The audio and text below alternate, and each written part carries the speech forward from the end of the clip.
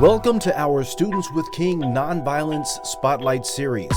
Today we are going to tell you about an amazing civil rights leader who helped change the world. When you hear his awesome story, it will hopefully spark something in you to make a difference and make your community better for everybody. Our spotlight person is Mr. Charles L. Alphin Sr. He served as a police officer for over 26 years in the St. Louis City Police Department, St. Louis, Missouri. During his police career, he served as a patrol officer, detective, juvenile officer, sergeant, platoon lieutenant, and captain. Serving in the rank of captain the last 10 years of his career, he was commander of homicide and rape and child abuse, and a district commander. And he retired as commander of vice narcotics. In 1992, after retirement from the St. Louis City Police Department, and at the request of Mrs. Coretta Scott King, Captain Alphin and his wife moved to Atlanta to work at the Martin Luther King Jr. Center for Nonviolent Social Change. What an honor! Mrs. Coretta Scott King asked him to work with her. He worked as a trainer in Kingian nonviolence, and in 1994 was promoted to Director of Education and Training for the King Center. In 1996, he retired from the King Center. He has been privileged to train both nationally and internationally in Kingian nonviolence. He has trained law enforcement officers, at-risk and gang youth, educators, elementary, secondary, and college students, professors, community leaders, clergy, and correctional officers. He sure did, and if Mr. Alphin can do all of this, you can too. Presently, he serves as senior trainer for the King Center in Atlanta, Georgia. He also is a conference director and a member of the Global Nonviolence Conference Series.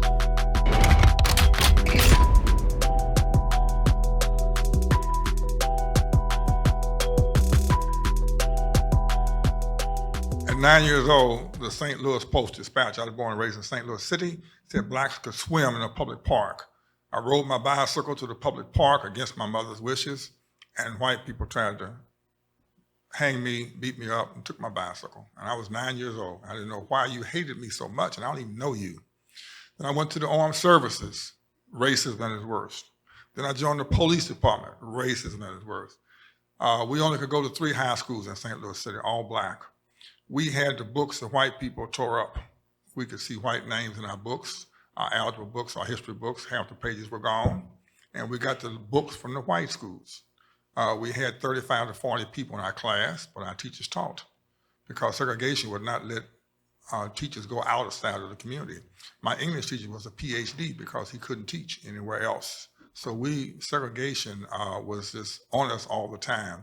I was an angry African-American male. I was angry at this country, the way they treated myself, my father, and especially me, the police treated me, and didn't know what to do. So I used to fight. I thought that fighting would be a way to solve problems. And then I met Mrs. King and Dr. Lafayette and came here to the King Center for like 9 years studying how did Dr. King fight? How did they fight for their freedom without destroying people? So I had to learn that in nonviolence, you don't stop fighting, you just change your weapon. And you go from the physical weapon to the strategy and thinking. And like Gandhi said, satyagraha, that's soul force. So therefore, I had to understand this whole civil rights movement.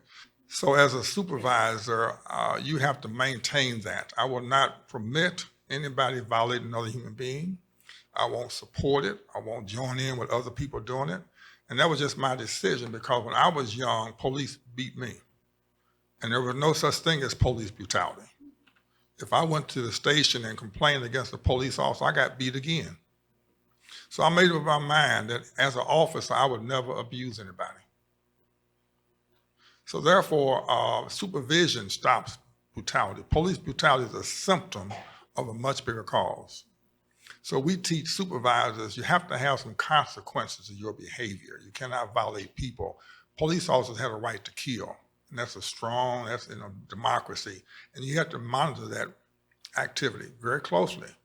So therefore, my solution to police brutality is supervision and consequences. Less than 1% of police officers convicted of killing or brutality ever get convicted of a crime. Less than 1%. That's 2017. So therefore, we've got to work on issues that give police the power to kill. The Supreme Court gives you the power to kill. So therefore, you have to understand the Constitution. And so what we're doing is bear with us until we can change the Constitution, because we can change that. That's the Supreme Court. The police does not make any laws. They just enforce the law. You make the law. So remember, you have the power. Policemen make no laws. They only enforce the laws that you make or your representative in Washington and the Supreme Court. So first of all, don't feel hopeless. Second of all, we're to keep you alive till we get up and understand the process of change. So what we do is teach high school students how do you negotiate a car stop. We actually go in Decatur and with a police friend of mine, Major, and we tell you what you've been doing wrong when an officer stops you. Because you can't have jury when that officer stops you on the street. That officer's gonna win every time. You can't hold jury with a police officer on the street. You're gonna lose every time. They write reports and some of them are gonna lie on you, okay? So you don't wanna get in a confrontation with the officer on the street. After you get away from that officer, file a complaint. And make sure your parents or you follow up on it. That's the only way we can begin this, to keep you alive. To know what you can't do. In Ferguson, the young people are doing things, we're gonna get them killed. And in Rodney King, so we teach you what you can't do and how you can get killed in a car stop, because that police officer, when he stops the car and you riding 4 deep, that officer with these tinted windows, that officer's scared. So therefore, don't do things, and these cell phones, leave them in your pocket, because that cell phone can look like a weapon at nighttime. And if it looks like a weapon, that officer in fear of his or her life, they can kill you. So we give you real street hood suggestions on how do you survive a car stop until we can change this Supreme Court rulings and all other things that give the power to the police officers to do what they're doing. And then help people inspect when officers are doing things. That's supervision. And it has to be a consequence to police officers that do wrong. And so nonviolence says, I have to respect the dignity of people who are not acting dignified. I have to love the unlovable. And that's hard to do. So I had to be taught. I had to get a shift or rethinking of my mind, because I was orientated in violence. I belonged to gangs, and I carried a weapon long before I was a police officer. In the city of St. Louis, you had to take, we fought the school, and I loved to fight school.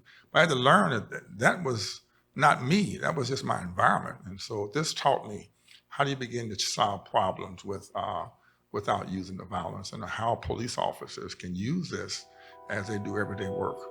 Hey everybody, thanks for joining us for our Spotlight story, Mr. Charles L. Alphin Sr.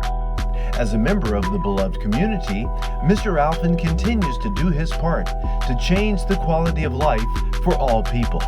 If you would like to learn more, please check out our website at thekingcenter.org.